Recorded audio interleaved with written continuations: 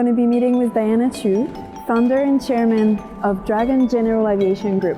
We're going to be discussing how to sustain a business in good times, but also in times of crisis.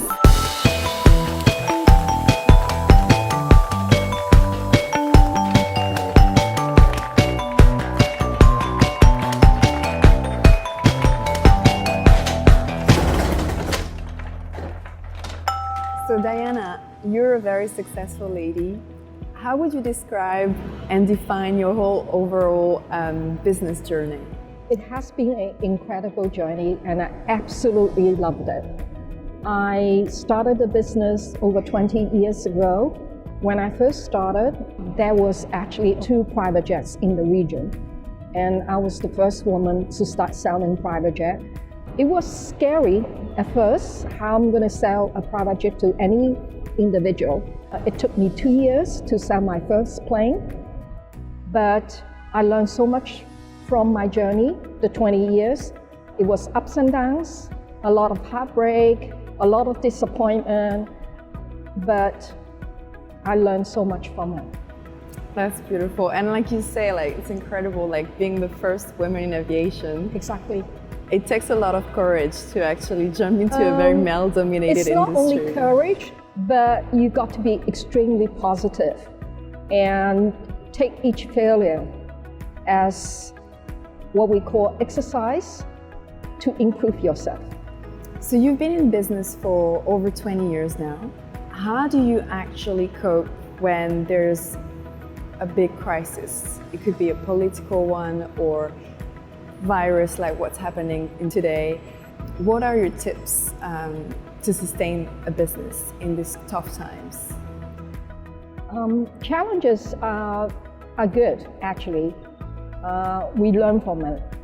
And in tough times like this, we have to make sure we don't over leverage, that you have sufficient cash flow to take you through tough times. Be a little more creative and look at what kind of government fundings or grants there are, or if you can take out low interest loan, etc., to help yourself or to help the company to tide over these difficult times. Also looked at how to improve your business because you have so much time on your hands. Re-examine, for example, our proposals, our SOPs, as well as maybe revamping your website. And also maybe look at your CRM. Maybe you can do a new CRM or improve your CRM so you can be able to better capture your business. Cash flow is obviously a worry for a lot of entrepreneurs right now. So what kind of advice would you have for them? For SMEs, especially if you are business owners, and you are passionate about your business and you know this is only temporary, go and take out a second mortgage if that's the solution to help you to tide over your business. I did it many years ago when I was in a very difficult financial situation. So obviously when there's a crisis or a tough time, how do you keep your employees motivated? We basically look at a couple of things. First of all, like most companies, we need to preserve cash. So maybe you need to ask your staff to go on no pay leave, etc. Another thing is to get them to learn a new skill, which will help them to be stronger when the market comes back. And you send them to other training schools to learn new things. Yeah, absolutely, because you don't want to lose, staff that you've trained for many years. Exactly. It costs more to train a new staff than to retain them. Yeah.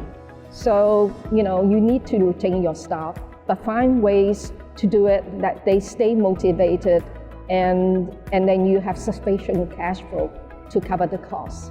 So the aviation industry is actually a very competitive market. How do you stay competitive? To stay competitive, I have to keep on learning and also I have to be innovative.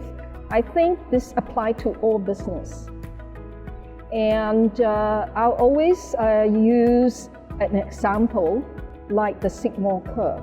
The Sigma curve is you keep on innovating yourself. So for example, if you have a service or product, before it reaches maturity or plateau, you need to launch another service or product. I would like to give you an example about Xiaomi.